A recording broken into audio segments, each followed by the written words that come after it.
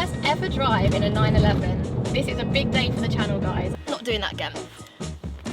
Oh my god, thanks.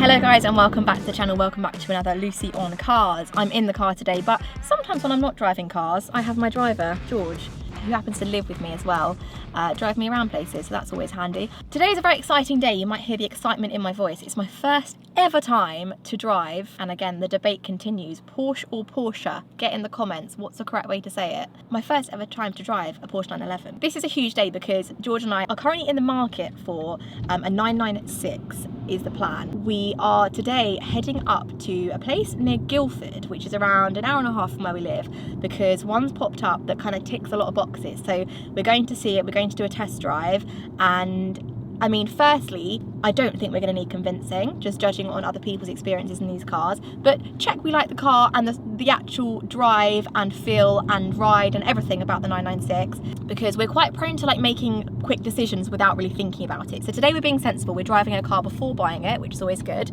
I remember the Range Rover we had, we drove it like around the business park we bought it from, got to about 10 miles an hour and went, yeah, we'll have it, we'll go for that. Bit weird. I don't know why we do this. I don't know if anyone else is like that, but we're very, what's the word? We're very spontaneous people. So today we're being sensible and we're taking it for a proper test drive and really getting to know the car.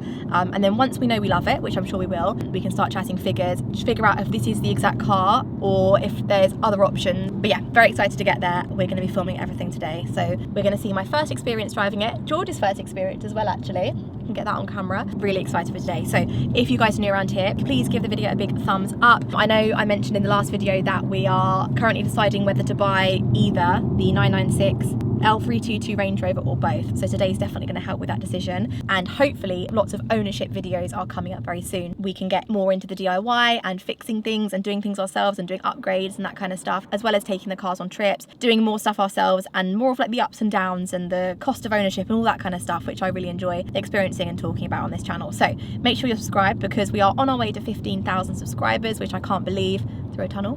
But yeah, we've got 10 minutes until we get there. We'll show you guys around and show you this beautiful 996 that we're looking at. Okay guys, so we have just turned up here. We've driven down this beautiful country lane and we're here in Bisley, which is a place called eporsch, and you might have heard of it if you're into your Porsche. Really cool place. We've just had a little look around and we're about to head inside and show you guys the car. You might see it behind me now. Have we got a little sneak peek behind us? How beautiful is that? Very exciting. Let's head inside. Hi Lucy. How are you doing? I'm cool, how are you? Good to see you. Yeah, really good. to meet you. Thank you very much. Thank you. This is John, who is the Porsche sales manager here, or Porsche. We were just having a debate on how you say it. We're both Porsche, but apparently we're meant to say Porsche, so maybe we should say Porsche. We will. Amazing stuff in here. We've got a really cool lineup. We're going to go have a little look around some of the cars and then take this beautiful one out behind us right here.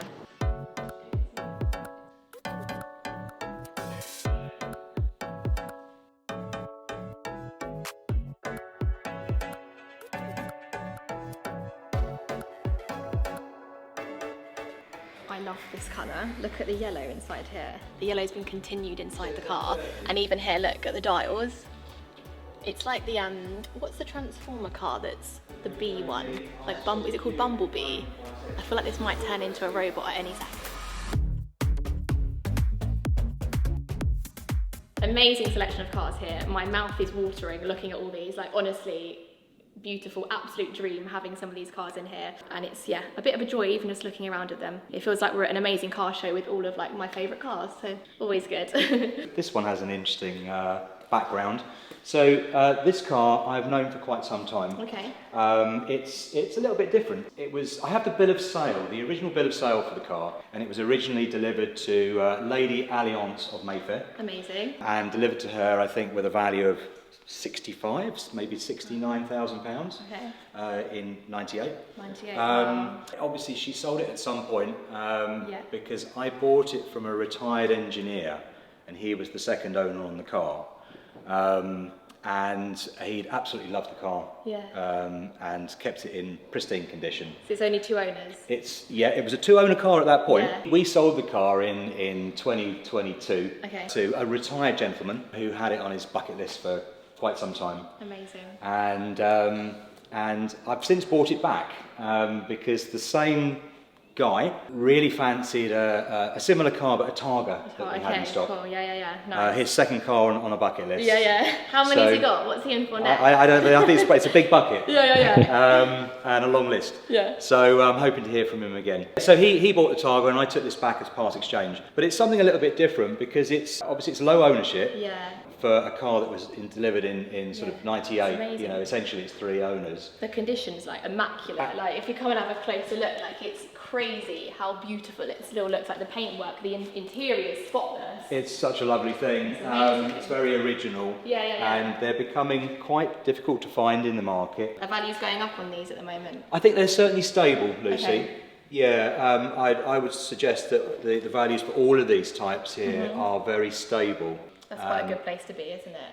I think. Good, I mean, listen, if you know, you can speculate somewhat. Stable is good. Yeah.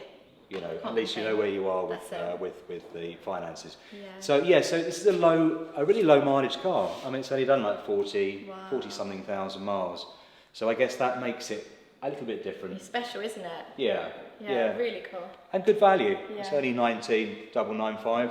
It's not a super expensive car. I would have said it would be higher than that if I had to pick a number. I wouldn't have guessed that at all. Yeah, well, our cars are competitive. Yeah. I continually monitor the market, and I'd like to think that we are competitive, and we buy the cars in such a way where we can still add value to them. Yeah. You know, with the workshop. Yeah. We offer a warranty. Yeah. And that's this and great. that.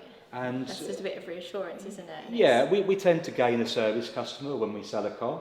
That means a lot. Yeah, that's it. Isn't you know, it? Yeah. So it's like an experience then that's more medium to long term rather than just a quick sell. A quick sell, a fast buck, and yeah. And moving on to the next car. No, that's brilliant. So we've got something very special behind me here. It's a 996 GT3 and it's absolutely stunning. Do you want to come around here and you can have a little look? If I move out the way, you can actually see the car because trying to find a good place to film here, but it's really something special. A C4S is basically a turbo-bodied, wide-bodied, turbo-bodied 996. Yeah.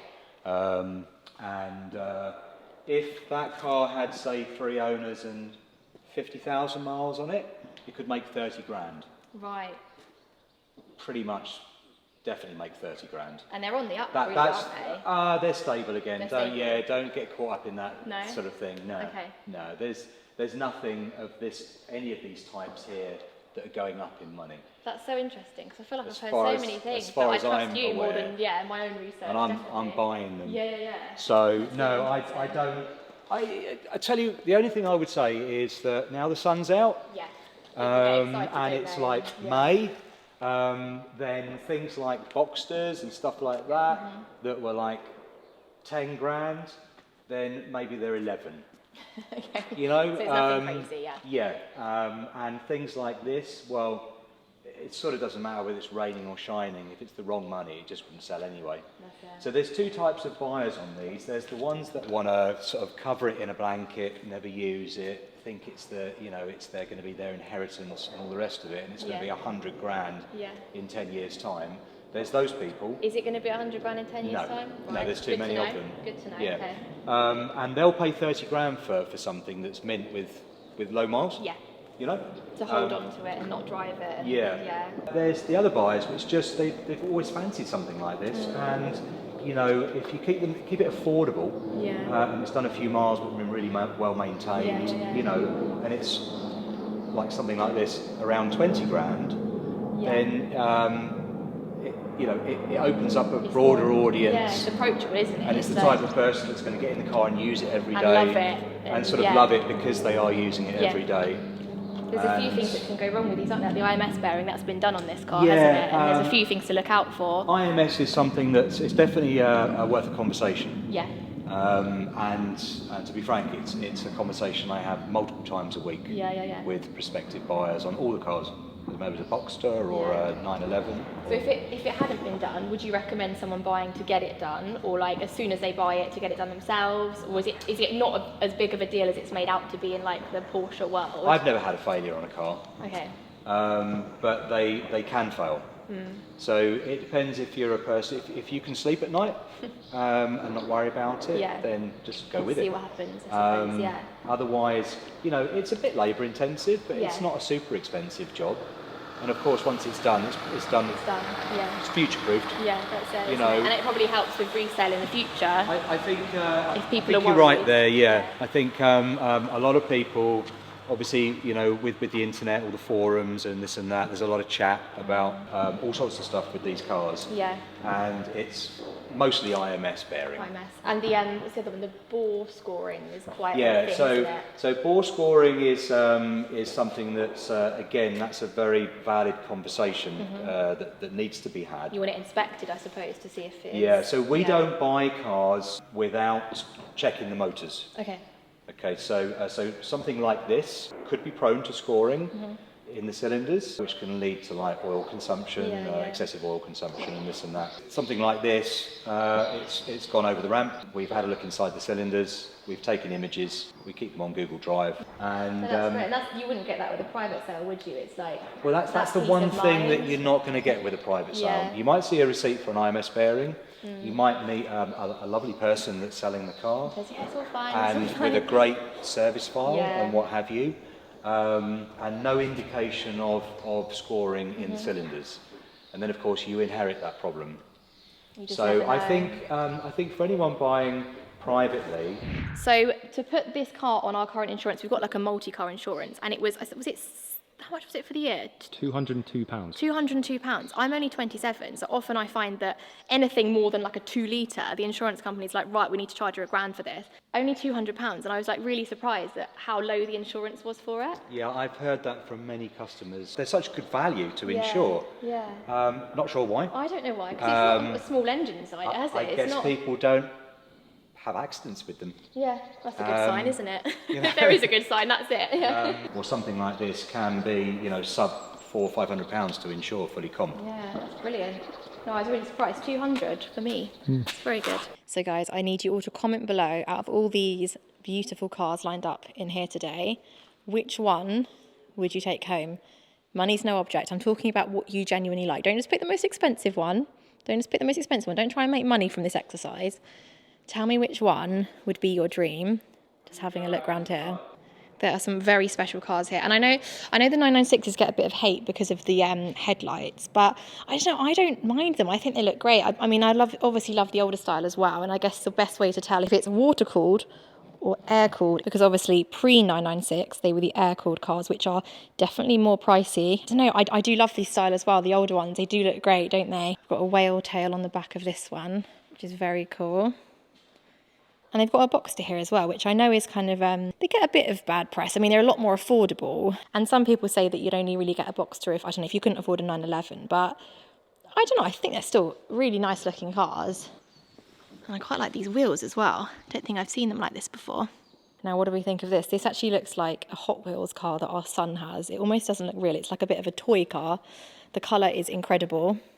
And it's a little bit of a project they're doing at the moment at eporsch. But look how cool this is. It's just so retro looking now. It's even got the tiny little wing mirrors along here.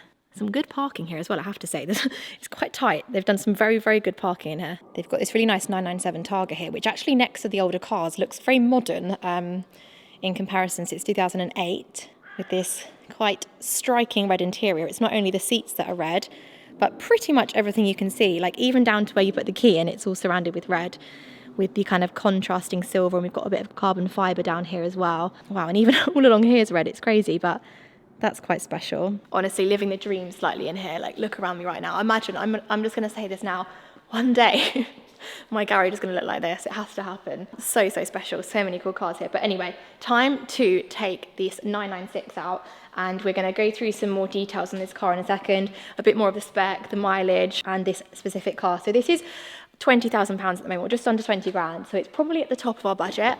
I know you can pick them up for a bit cheaper, but often that's because they've got things wrong with them or really high mileage. This feels like quite a good middle ground. You can also get them for closer to 30 grand, and when they've got like barely any miles and like 2 owners. But yeah, really excited to take this one out. Are you having the first drive, George? George just sat himself in there. This is not George on cars. I think it should be me having the first drive, but you're going to pull it out. I'll pull it out. You pull it out.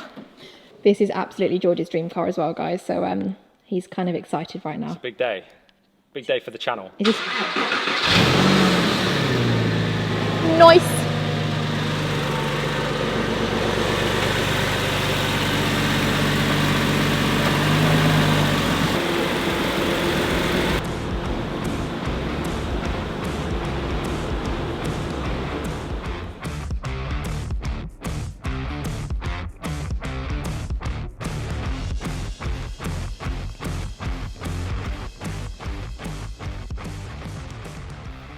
Okay, first ever drive in the 996. I need to do it again. Why does that feel so nice? Did you notice that? It's smooth, it's elegant. Right, let's have a seat.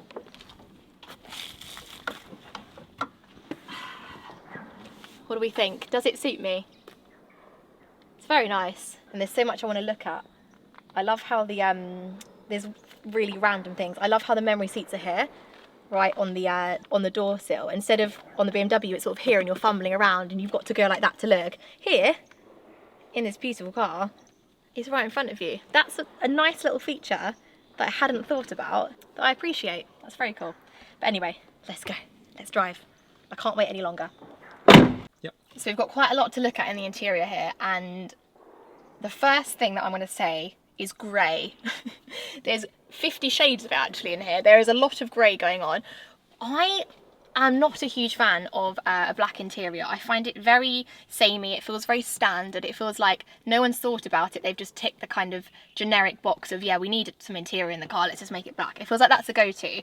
I love this grey colour, and I think it's really, really special, and it really stands out in here. We've got literally grey seats, grey all along the centre console, all along the dash, the steering wheel, which I love, and the grey with the colours on the steering wheel just looks beautiful. We've got carpet, guys. There's actual carpet on the side of the door here and around where my feet are, all down here in the footwell. Why wouldn't you want carpet in your car? It's brilliant. The roof lining is amazing, sort of suede material, and it just feels like very luxurious but not unapproachable. It's not like, you know, when you get into a Rolls Royce, like everyone does that every day, but like I've sat in new Rolls Royces before and it's quite overwhelming because it's like luxury is kind of like punching you in the face. This feels like we've got luxury, but again, it's that age, it's 2002, it's that age where it's more approachable and it's more refined and it's less flashy, but you can tell it's really been thought about. Even having the dials where they are, it's just straight in front of you. It's not like the BMW where everything's a bit offset. Like everything's straight in front of you, it's facing you, it's exactly where you'd want it to be. But the thing I like the most, the simple gear stick. I'm fed up with these manufacturers designing these weird looking bulbous, bizarre, shiny, I've even seen like crystal gearboxes. This is like literally the most basic gear stick that you could get, and I absolutely love it. It's got a simple font, it's just nice to look at, it's got the sort of leather surround here, it's nice to hold, it's perfect. Same with the handbrake. We're not fumbling around over here with the handbrake, we're not pulling up buttons, we've got a normal handbrake and a normal gear stick, and I'm very happy about it. The next test is will we fit our child's car seat in the back of this car, or is it The only way to test that is to see if I will fit in it, because believe it or not, I'm actually smaller than his car seat because his car seat is absolutely ginormous. So if you come round, George, I'm going to try and get in the back behind where let me get it into my driving position. Let's see if he's fitting in the back. What do we reckon? I mean, I'm not hugely hopeful.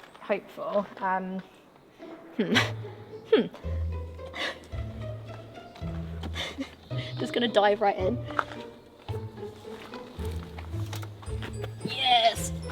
Yes. Oh my goodness, it's so upright. I've never been more uncomfortable in a car. No, it's not. It's not. I can't close it. That is as far back as it will go. I mean, I'm gonna get a bit claustrophobic in here, but technically I would fit.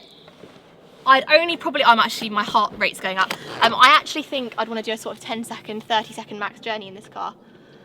Oh, that panicked me slightly. But I do think you can technically get these special car seats made for 911s, because if you see here, the reason I'm so far forward is because it's like a bit bulbous at the top. We have got a bit more space here, so if the car seat could kind of go like that, he doesn't need to worry about this being bulbous because his head's not going to be there, his head's going to be here because it'd be, I guess, rear facing, but I don't know if they do a rear facing one that yet. I don't know, but yeah, I'm sure if we needed it to be doable, we'd make it work, but I'm certainly not ever sitting in the back of a 996 again. The only seat I'd want to be in is here, or the passenger would be fine, but no, not doing that again. Oh my god, thanks. Should we have a look under here as well? That's going to be quite fun. I think we just pull it here on this little, yes. Oh, it's electric. There's a little switch there and it opens up the front. Now, I've seen there's a little catch under here. Let's go over. Oh, there you go. Perfect. nice. And this is where you put your shopping bags. See, 911s are practical cars. There's no messing about here. This is all we need. Being honest though, I'm thinking 3 medium-sized Waitrose bags would fit in here. 3 bags for life. So we only ever really have 4 bags max when we go shopping. One can go. We've got all the back space. We've got the back seats for storage. This is plenty. There's nothing to worry about here. I was just thinking, where on earth do I put my phone? Not going to fit in here. Can't really go anywhere else. Then, check this out. We've got a very large cubby, and it's quite deep. It's not going to fit a water bottle in, but you get a couple of phones and don't know what else you'd want in there. Okay, we are good to go. So we are on, what mileage are we on here? 112,218 miles. So pretty good. I mean, I've owned cars with far higher mileage than that. My foot is I'm trying to get my seat right. The clutch is very far to the left. That's what I've noticed. But again, the BMW, the pedals were all offset to the right slightly, which if you'd never driven one before, you'd be like, oh, that's really to the right. I'm just used to that. So maybe this is a bit more normal. There's a lot of resistance from the clutch. I mean, compared to the Lotus at home, I mean, I've only got a couple of cars to compare this to that we drive often, but fairly tough clutch. But let's give it a start. We're in. We started. Very excited. All the noises at the rear, obviously, which is quite an unusual thing to get used to, actually. Because obviously the engine's in the boot, well, not actually in the boot, engine's in the back. You just open it up and it's an engine instead of a boot. Well, there is an engine instead of a boot. Okay, we are off, guys. We're starting off on this beautiful narrow lane. Okay, here we are, guys. Oh, what was that? Big lorry in the way straight away, but okay, we're driving. This feels very exciting. George, I could hear George like giggling behind the camera.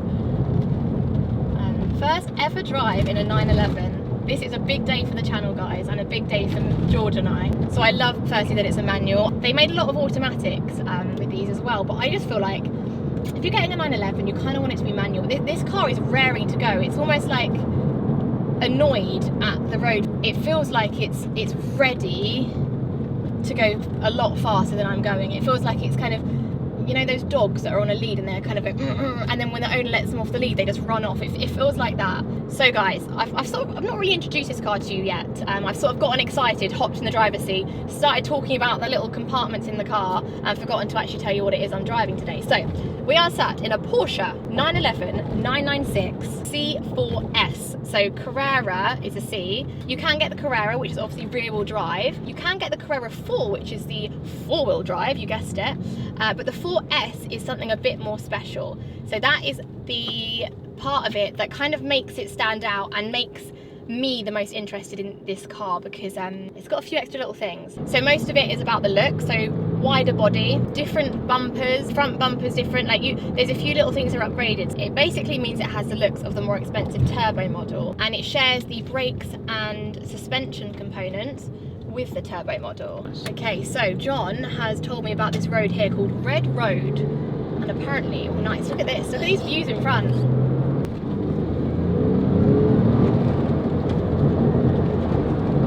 Oh man, that feels great.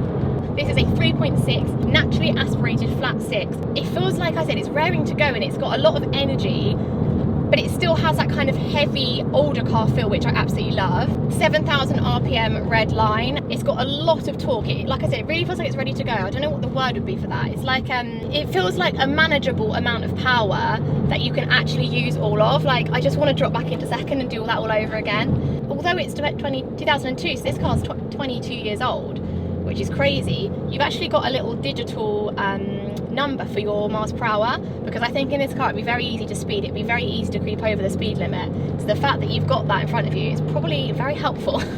Let's drop back into third and give it a bit of welly, because we're only doing 35. We've got a few more to play with.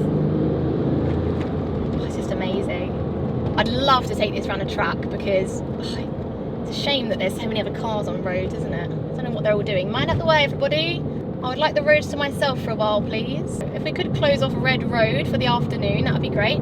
It's fully planted to the ground around the corners. It's all-wheel drive and it's got the wider body, so we're just kind of spread out on the road. We're fairly low, and that hum, that sort of low hum of the engine when you put your foot down is beautiful. Let's take this corner in third.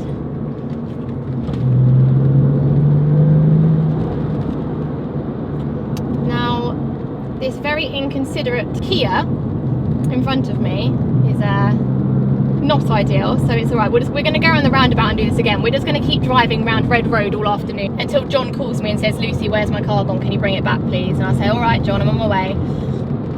I think George might want to have a drive as well, so maybe we'll get your first reaction on camera, because young boy George, I'm not calling you young boy George, boy George, I'm not calling you boy George. This is your childhood dream, really, isn't it? Like, Yes. I love these cars, but you love these cars. Like, you are in love with these cars, probably more than you are in love with me. So let's head around the roundabout. It's completely flat, I have to say. Like, I'm taking that at some speed. Why is there a car in front of me again? Did you not listen? We've closed the road.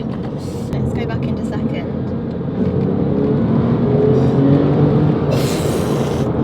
Got to 6,000 RPM there.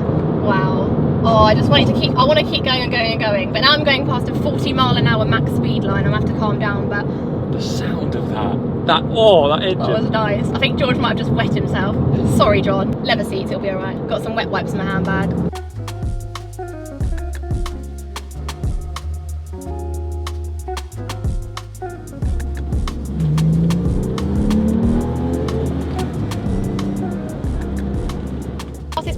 Is doing 30 miles an hour in front of me and blocking my way.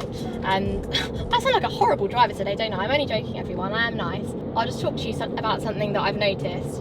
This is a very easy car to drive, and to people who are in and out of different cars all the time, that might be obvious, but like, there's something about this car that you don't have to think about. You just get in and drive. There's no like weird biting points. Like with the Lotus, the clutch is kind of like a bit all over the place, because I mean, obviously it's a cheaper car to begin with. It's older, it feels less refined. This is so easy, but it's still a lot of fun. It kind of combines the two together, and you're left with this like luxury slash really fun slash still got the old stuff that I enjoy. Like the dials aren't, there's a little bit of electricity going on here, but there's not too much electricity in this car, unlike a lot of the newer models. And I don't know, there's something about a 996 over a 997 for me that feels more like something I'd like to own, more analogue. And I'm going to use, this is not what I mean, before any purists come at me, I'm not saying this is like a tractor, but when we had the L322 and we compared it to the L405, the L405 is a lot more of a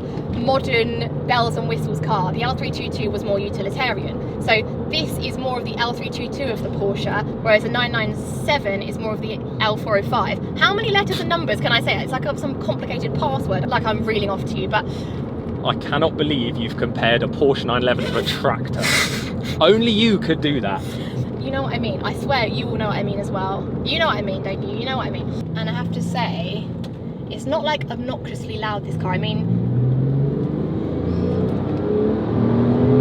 it can be loud, as we can hear there, but like driving around town, it's not like a car that you start up and it's like, look at me, I've got loads of money and look at my car. It's very kind of civilized and more subtle and classy, but people who know cars will know like what you've got and like how special it is. It's a sort of car that you buy for yourself, not for someone else, not to look a certain way, not to be a certain way, not to come across as something. It's very much like something that's more special for you. And I think, like John was saying, the guy that ticked it off his bucket list, it feels like that. It feels like a bucket list car. It feels like a momentous occasion that you now like own one of these, and it's yours, and you're like a Porsche owner. Like, that's cool. That's a cool thing to say, but it's more for yourself than how it looks to other people.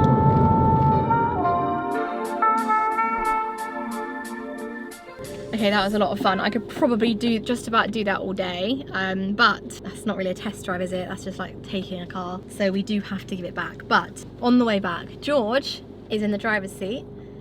Must be a special day. I know. Must be a special day. So you guys have got a bonus today, cameraman George driving. So we're going to catch that on camera as well, because like I said, this is George's absolute dream. Big day today. It is. Do you know where you're going? How's the turning circle? Didn't speak about that on your review. No one asked. Oh yeah, that clutch is like, it goes down a lot further than you think. Seeing the bulge of the headlights, amazing. I feel like I'm trying to review it. I'm not. I'm just relax, George. It's all good. Genuinely. Well, I think there's going to be a smile on my face for this whole section. Oh yeah, the power's there instantly, isn't it? In third gear, the torque. Yeah, everything feels very like close by, but I'm not cramped. I'm 6'3" nearly. You look quite big in the car though. Do I? They Like do on say that camera. about 911. Some people don't think they fit in them, but I'm used to the Lotus, which is even Yeah. smaller. I think you fit, but like you look quite big. Round that corner was unbelievable. Even just doing 30, the handling. Little blip.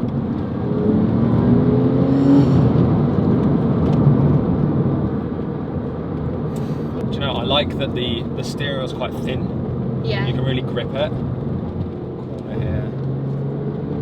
Oh, that's like nothing I've ever driven. What a day. So we're right in the countryside here, and you might be able to hear the distant sound of like a gun club shooting range somewhere over there, which might be annoying for you viewers, but for me I quite like it. I quite like the old countryside thing. But anyway, absolutely incredible car. Let's go and have a closer look at the actual like aesthetics of it and the looks. So this 996 actually shares a lot of looks with the turbo model, which is actually more expensive. They're like 35k upwards. I feel like it's a little gem, this model. I don't know why. I just feel like even the wheels look quite similar to the turbo model. Should we put a picture on the screen here of the turbo wheels next to these? And like, I quite like how simple these look, because for example, the M4 competition we just had, I know it's a completely different car in every single way, but the wheels were quite like intense. There's a lot going on, there's a lot of lines. I like the simplicity of these. Beautiful red brake caliper with the little Porsche logo on. You've got 4S on the wheels, which looks very cool. The elephant in the room of the 996 is the, I think they call it fried egg headlights. If you see over there, the one behind me, can you see that on camera? That is a Boxer there, but in the first model of the 996 they shared the headlights until we moved on to this shape. So it's just the fact that they're not round, but in any other car you wouldn't be saying, oh, my headlights aren't round, I can't have this car, it's not for me. I think they look great personally. It's not something that stands out to me like it does to, for some reason, so many other people. I just think it looks brilliant. It's very long, the car, to drive. It's also bigger than I imagined it to be. I think because we've got the Lotus at home, this sort of little two-seater sports car, which is actually tiny. Like when I stand next to it, I look like a beast. But with this, it feels a lot more like a normal sized car and bigger than I'd imagined it to be for some reason. Obviously, it's got the wider body as well, which is similar with the turbo, being the C4S. And if we come around the side, my favourite angle of this car actually is the side angle. So George, if you spin yourself back a second, how nice does that look? Just like the amazing angles, it sort of shoots right the way from the back here and then just smoothly goes down. I just think it's the nicest looking side of a car that you can get, really. From the back, the red stripe is really what stands out with this car. So you've got the red stripe running all the way from here, all the way round, only with the lines here to the other side. So it's just like 3 panels, and it's just quite striking. It's quite a standout feature of this model. This car does sound quite nice, as we heard earlier. And we've got twin exhausts here, but I like how chunky the exhausts are. They're like, if you see my hand there, they're nice and big. You've got the usual like sort of circle in the inside, and then it's got this like outer chrome ring, which looks very cool. Okay, we are all done, almost home. The driver's back in the driver's seat for me, thank you. But that was so much fun, really enjoyed that. Lots to think about, and yeah, it's basically made us want one even more. So whether it's that one or another one, we need to sit down, do some numbers, figure some stuff out. As I said in a previous video, if you guys see anything like that, sort of 15 to 20,000 ish, send me an email or send me a message on Instagram, my car Instagram. I'll leave them both on the screen here. But I would really like to buy from John if we can, so we're definitely gonna keep an eye on his website. But yeah, that was really great, and great to meet John and see the whole like 2 hangars of amazing cars at eporsch. Really cool. So I'll put the website below if anyone wants to check it out, and it's in the market for a new Porsche because he knows his stuff, and yeah, it'd be really good to buy from him, wouldn't it, and as opposed to like a private seller if we can. But equally, he very kindly said that if something else comes up, I can send it to him and he can give it a once over and see if it's a go or not. So yeah, the hunt is on. So thanks so much for watching today's video. Fingers crossed, more content like this coming soon. If you enjoyed today's video, please give it a big thumbs up, subscribe if you're new, and I'll see you very soon in the next Lucy on Cars. Goodbye.